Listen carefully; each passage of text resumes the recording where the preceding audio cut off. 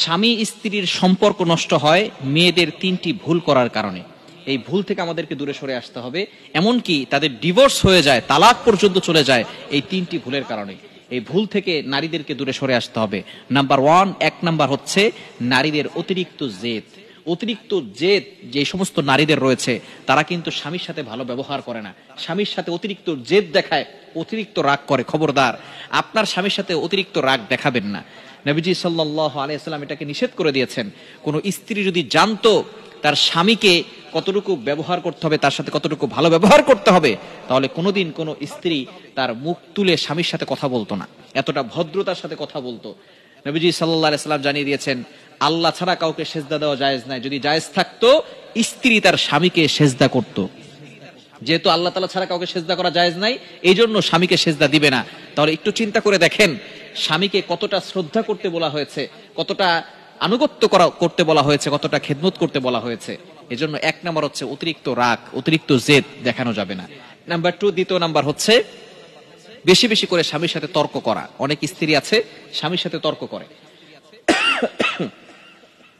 এটা কখনো করবেন না। স্বামীর সাথে যে সমস্ত স্ত্রীরা ঝগড়া করে, তর্ক করে, স্বামীকে মানসিকভাবে চাপ দেয়, সেই সমস্ত স্ত্রীরা বেশি দিন সংসার করতে পারে না।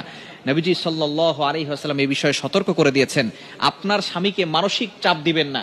আপনার স্বামী আপনার কাছে হচ্ছে মূল পরিচয়। আপনার স্বামী যদি না থাকে তাহলে আপনি বুঝবেন দুনিয়াটা কতটা কষ্টের হয়। যে সমস্ত নারীদের স্বামী নাই, ডিভোর্স হয়ে গেছে, তালাক হয়ে গেছে, মাঝে মধ্যে তাদের কাছে যাবেন, তাদের সাথে কথা বলবেন, তখন তাদের মুখ থেকে শুনবেন দুনিয়াটা তাদের কাছে কতটা বোঝা হয়ে গেছে। সে তার বাবা মার কাছে পর্যন্ত বোঝা হয়ে যায়। যদি আপনার স্বামী না থাকে আপনার বাবা মার কাছে আপনি বোঝা হয়ে যাবেন। আপনার ভাই বোন তো দূরের কথা, বাবা মা যারা আপনাকে লালন পালন করেছে, যেই মা আপনাকে পেটে ধরেছে, সেই মা পর্যন্ত আপনাকে দূর দূর করে তাড়িয়ে দিবে। আমাদের কাছে ফোন দিয়ে এক মেয়ে কিছুদিন আগে বলতেছে যে হুজুর, আমার মা, যেই মা আমার সংসার নষ্ট করে দিয়েছে, সেই মা এখন আমাকে ঘর থেকে বের করে দিচ্ছে। সুতরাং কেউ আপনাকে পরিচয় দিতে চাইবে না, সুতরাং আপনার স্বামী হচ্ছে আপনার মূল পরিচয়। এজন্য স্বামীর সাথে তর্কে জড়াবেন না। এবং তিন নাম্বার হচ্ছে খুবই গুরুত্বপূর্ণ, সেটা হচ্ছে বাবার বাড়ির কুপরামর্শে নিয়ে যদি চলে তাহলে ওই সংসার বেশি দিন টিকে না।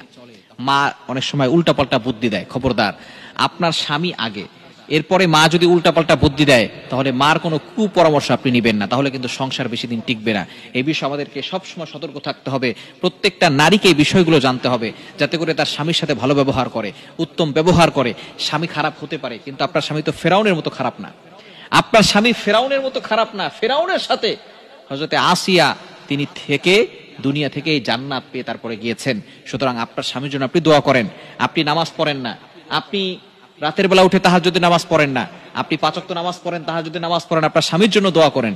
দোয়া কিন্তু অনেক বড় অস্ত্র। আপনার স্বামী খারাপ হলেও আপনার দোয়ার বদৌলতে আল্লাহ তাআলা আপনার স্বামীকে ভালো করে দিতে পারেন। সুতরাং এই তিনটি মেয়েদের ভুলের কারণে কিন্তু ডিভোর্স হয়, এগুলো থেকে আমাদেরকে দূরে সরে আসতে হবে।